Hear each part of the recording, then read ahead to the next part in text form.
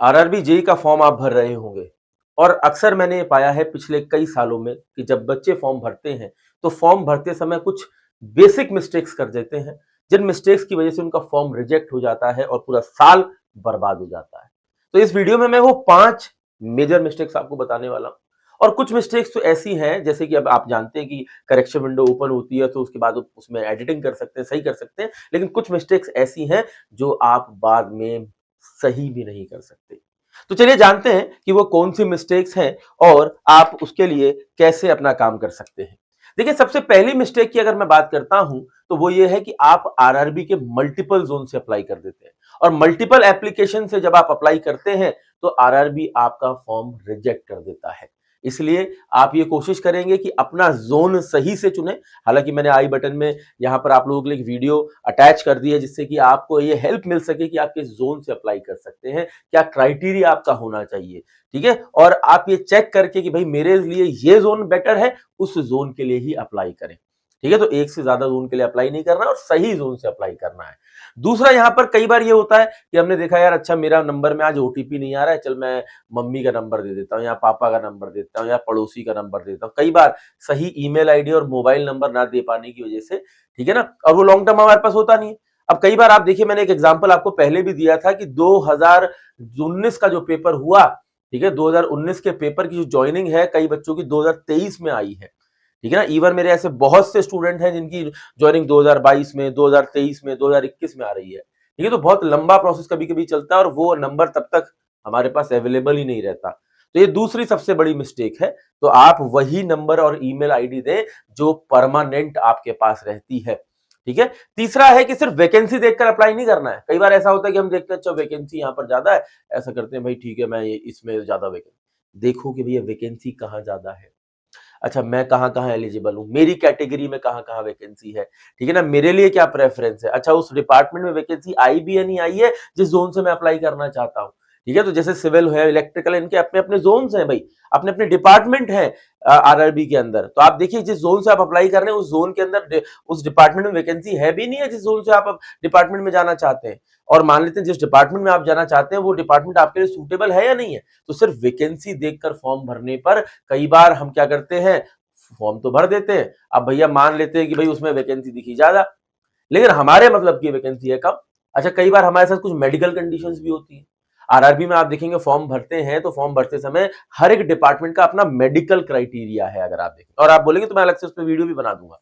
ठीक है, तो मेडिकल क्राइटेरिया अलग है। अब मान लीजिए आप उस मेडिकल क्राइटेरिया को मीट ही नहीं कर रहे, तो आपके लिए तो जोन सिलेक्शन खराब हो गया ना। वो किसी जोन में कंपैरेटिवली कम वैकेंसी थी लेकिन वो आपके लिए मीट कर रहा था और आप अच्छे नंबर ले आएंगे तो ऑटोमेटिकली आपका सिलेक्शन वहां हो जाएगा, क्योंकि आप तो मेहनत करके पेपर देने वाले हैं ना। तो एक चीज ये भी रहेगी। दूसरा, फिर चौथा यह है लाइव फोटो। देखिए पहले क्या था, ओल्ड कन्वेंशनल मेथड ये कहता था कि भैया अपना फोटो लो, अपलोड करो, बात खत्म करो।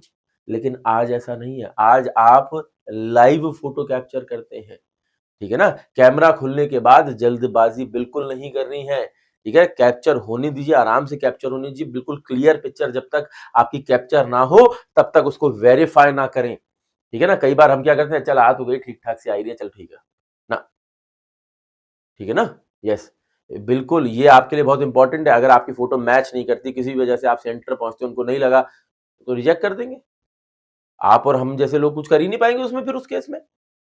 ठीक है, तो ये कॉमन मिस्टेक्स और सबसे आखिरी मिस्टेक जो सबसे बड़ी मिस्टेक होती है, और इसके लिए तो रिपीटेड ईमेल्स मेरे पास मैसेजेस बच्चों के आते हैं कि सर मैं फॉर्म भर रहा था, फॉर्म में सर मैंने डॉक्यूमेंट में गलती से अपने नाम की सर स्पेलिंग गलत कर दी, मैंने सर अपनी 10th के बोर्ड की जो डिटेल भर रहा था उसके अंदर सर रोल नंबर गलत भर दिया, सर ये छोटा सा है, अब मैं क्या करूं सर।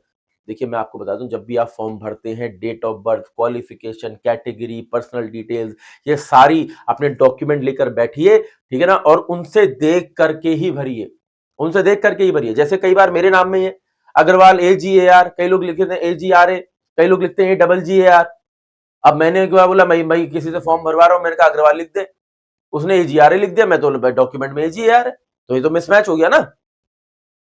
बल्कि मेरे साथ तो रियली में भी ये हो चुका है ड्राइविंग लाइसेंस के केस में। ठीक है ना, जब मैंने पहले ड्राइविंग लाइसेंस बना था उसने AGRA लिख दिया और अभी मैं दोबारा रिन्यू कराने के लिए गया तो AGAR था। भैया उन्होंने कहा ये तो गलत है, ये तो किसी और का ड्राइविंग लाइसेंस ले आए आप। तो भैया मेरे से कम 5 डॉक्यूमेंट लगवाए गए, वो तो चलो ठीक है 5 डॉक्यूमेंट लगवा के काम हो गया, लेकिन आपका काम तो 5 डॉक्यूमेंट लगवा के भी नहीं होगा ना, क्योंकि डीवी में आपसे वो इतना समय आपको देगा ही नहीं। इसलिए बहुत इंपॉर्टेंट है कि आप इन सारी बेसिक बेसिक, मैंने कोई रॉकेट साइंस बहुत बड़े पॉइंट आपको नहीं बताए, लेकिन वो क्रूशियल पॉइंट्स हैं जिनमें अक्सर हम गलतियां कर देते हैं। ये वो सिली पॉइंट्स हैं, ये वो छोटे मोटे पॉइंट्स हैं जिनमें हम ये गलतियां कर देते हैं। तो इन पांचों पॉइंट्स को आप ध्यान से रखें कि मल्टीपल जोन नहीं सेलेक्ट करना है, किसी एक जोन से आपको अप्लाई करना है। अपना मोबाइल नंबर, ईमेल आईडी वो यूज करनी है जो हमेशा आपके पास एक्टिव रहती है। जोन प्रेफरेंस सही से भरनी है, फोटो सही से कैप्चर करनी है, और पर्सनल डिटेल्स को भी सही से भरना। और ये पांचवा पॉइंट सबसे ज्यादा क्रूशियल माना जाता है। इंपॉर्टेंट मैं आपको बता देता हूं, अगर आप आरआरबी जेई के लिए प्रिपेयर कर रहे हो और आपको सब्जेक्ट वाइज डिस्ट्रीब्यूशन चाहिए कि किस सब्जेक्ट में मेरे को ज्यादा पढ़ना है, किस टॉपिक से ज्यादा पढ़ना है, कहां से सवाल आते हैं, इसका पूरा सब्जेक्ट वेटेज एनालिसिस भी मैंने आप लोगों के लिए बना रखा है। ठीक है, अगर आप देखेंगे इसका पूरा पीडीएफ, आपको मेरी वीडियो के डिस्क्रिप्शन में आप जाएंगे तो यहाँ पर वेबसाइट का लिंक दिया हुआ है, वेबसाइट पे जाइए, ठीक है ना, आपको सीधे सब्जेक्ट वेटेज एनालिसिस मिल जाएगा। सब्जेक्ट वेटेज एनालिसिस को आप डाउनलोड कर लीजिए और उसके हिसाब से अपना तैयारी करिए, ठीक है ना, तो बढ़िया तरीके से। तो यहाँ पर ये देखो, अच्छा कुछ नहीं, आप civil by Shubham sir SHUBHA sir.com, ठीक है। बाकी ज्यादा कोई दिक्कत आए तो आपके पास मेरा हेल्पलाइन नंबर भी है, मुझे कॉल कर लेना, टेलीग्राम ग्रुप भी है, ऐसी कोई दिक्कत नहीं है, ठीक है। अभी पता नहीं किसी वजह से ओपन नहीं हो रही है, ठीक है, तो ओपन हो जाएगी। बाकी एप्लीकेशन में एप्लीकेशन भी अवेलेबल है प्ले स्टोर पर, आप प्ले स्टोर से एप्लीकेशन भी डाउनलोड कर सकते हो।